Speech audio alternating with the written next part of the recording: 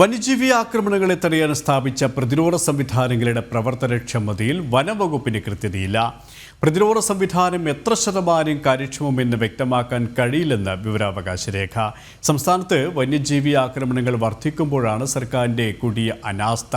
ഇത് സംബന്ധിച്ച വിവരാവകാശ രേഖ ജനം ടിവിക്ക് ലഭിച്ചു.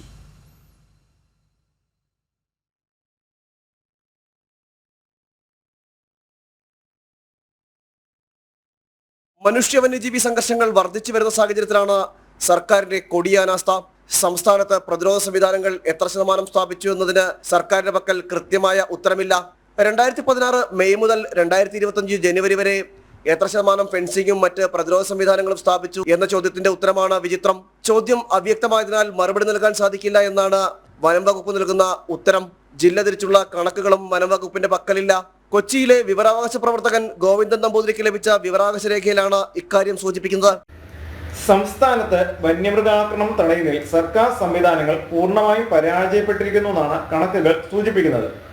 ജനങ്ങളുടെ ജീവനും സ്വത്തിനും ഒരുപോലെ സംരക്ഷണം നൽകേണ്ട സംസ്ഥാന സർക്കാർ എത്ര ശതമാനം പ്രതിരോധ സംവിധാനങ്ങൾ ഒരുക്കിയിട്ടുണ്ട്, എത്ര ശതമാനം പ്രതിരോധ സംവിധാനങ്ങൾ പ്രവർത്തനക്ഷമമാണെന്നുള്ള വിവരാവകാശ ചോദ്യം വ്യക്തമല്ലെന്നുള്ള വിചിത്ര മറുപടിയാണ് വനം വകുപ്പ് നൽകിയിരിക്കുന്നത്.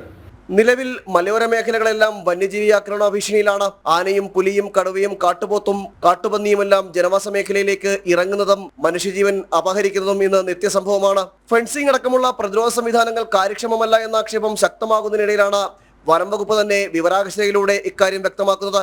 അതേസമയം 280 ജനജാഗ്രതയും 28 RRTയും പ്രവർത്തിക്കുന്നതായും വിവരാവകാശ രേഖയിൽ സൂചിപ്പിക്കുന്നു. കഴിഞ്ഞ 10 വർഷത്തിനിടെ മനുഷ്യ വന്യജീവി സംഘർഷങ്ങളിൽ 260 പേർക്കാണ് ജീവൻ നഷ്ടമായത്.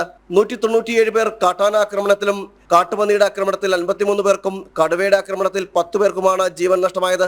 ജനം, തിരുവനന്തപുരം.